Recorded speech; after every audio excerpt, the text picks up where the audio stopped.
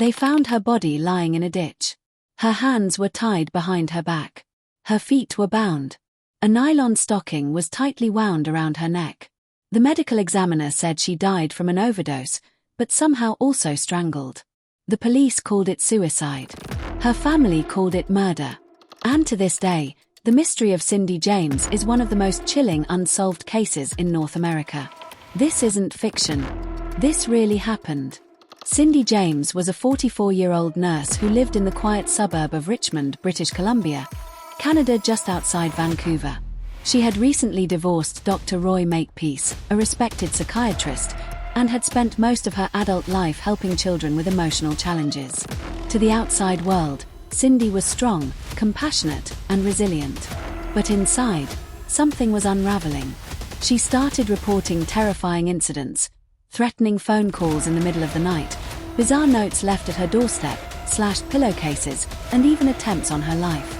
And she wasn't just imagining them. There were police reports, photographs, witnesses, physical evidence.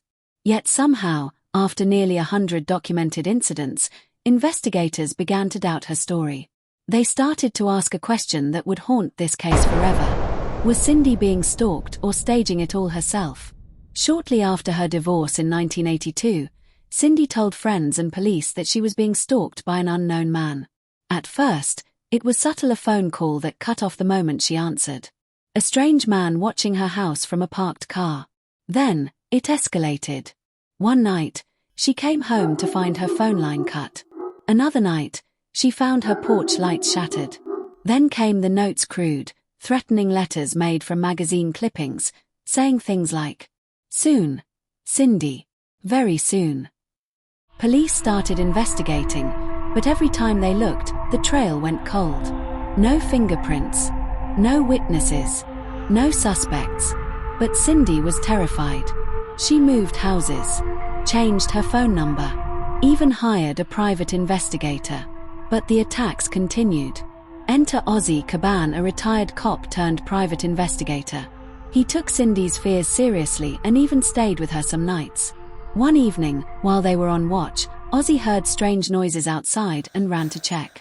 He found the phone lines cut and a window pried open just like Cindy described. But again, no intruder. Cindy started keeping detailed journals. She took pictures of her injuries.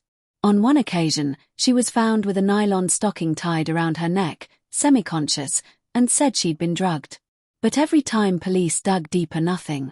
No fingerprints. No hair. No fiber. No DNA. Either Cindy was incredibly unlucky or something else was going on. As months turned into years, even her closest friends started to question her. Some suggested she had multiple personalities. Others thought she might be suffering from a mental breakdown, perhaps even fabricating the events to gain sympathy or attention. The police were blunt. They thought Cindy was faking it all, that she was orchestrating the entire thing. But if that were true, why would she go so far?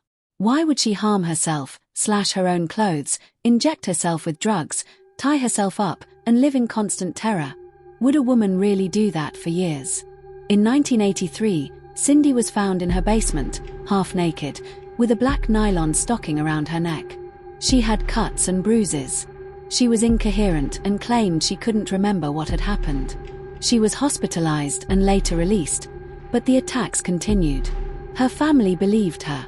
Her ex-husband, Roy Makepeace, even received a tape recording of a distorted voice whispering, "Cindy, dead meat, soon."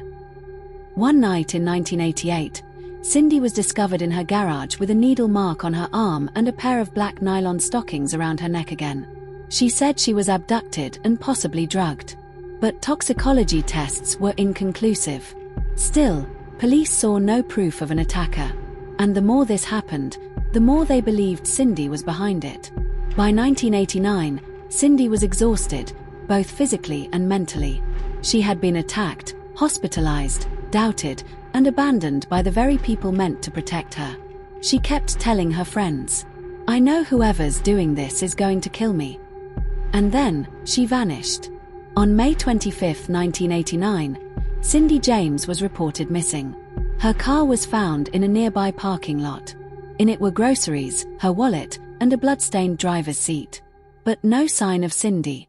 2 weeks later, her body was found in the backyard of an abandoned house. Her hands and feet were bound. A black nylon stocking was tied around her neck. She had been injected with a massive dose of morphine and other sedatives. Yet somehow, investigators said she likely died by suicide. Let that sink in. She was drugged, strangled, tied up, and the official ruling was not murder. Her family was stunned. Her sister, Melanie, said, "She couldn't have done that to herself. It's not possible. Could she have staged her own murder?" Let's pause and ask the hard question. Could Cindy James have tied herself up, injected herself with a fatal mix of drugs, walked half a mile, and laid herself down in a ditch, all while under the influence of sedatives? Experts disagree. Some psychologists believe she may have suffered from a dissociative disorder or psychosis. Others say it was a deeply complex suicide, a final statement to a world that refused to believe her. But still, the knots on her wrists were so tight, it would have taken incredible effort and skill to do them herself. And why choose such a painful, uncertain method? Then again, no attacker was ever found. She was murdered. By a stalker. Possibly someone close to her. Someone the police overlooked or dismissed. The threatening calls, cut wires, slashed pillowcases, all of it was real. It was all self-inflicted. A long, tragic descent into mental illness. Maybe Cindy was crying for help in the only way she knew how, and no one listened until it was too late. She may have started faking incidents for attention after real stalking began, and was dismissed so often that she felt no one would ever believe her. Then, when the real danger returned, no one listened. Cindy James' case isn't just a bizarre mystery, it's a mirror. A mirror held up to law enforcement, to mental health systems, and to society at large. How many women report violence, only to be called crazy or dramatic? How many cries for help are ignored because they don't fit into neat little boxes? Cindy's case forced Canada to examine how stalking and harassment are handled. In the US, similar high-profile cases like the murder of actress Rebecca Schaeffer led to stronger anti-stalking laws. But Cindy didn't get justice. Her story became a cautionary tale. To this day, no one knows what really happened to her. Was she a victim? A mastermind? Or both? What we do know is this. Cindy James died scared, alone, and doubted even in death. And that is the real tragedy behind the crime. You've just heard one of the most chilling unsolved true crime stories of the 20th century. Let us know in the comments, was Cindy murdered? Or was this all a deeply tragic plan? And what would you have believed, if she were your sister, your friend, or you?